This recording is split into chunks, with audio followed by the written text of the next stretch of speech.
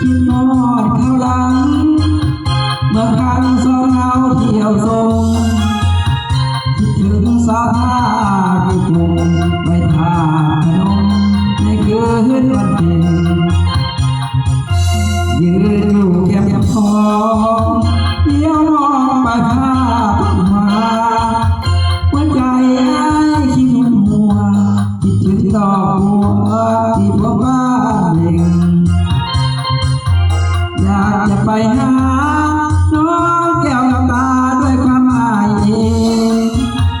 คิดถึงเมื่อคืนวันเพ็ญใจอ่อนเห็นคิดถึงจริงแท้โอ้หนวดละออง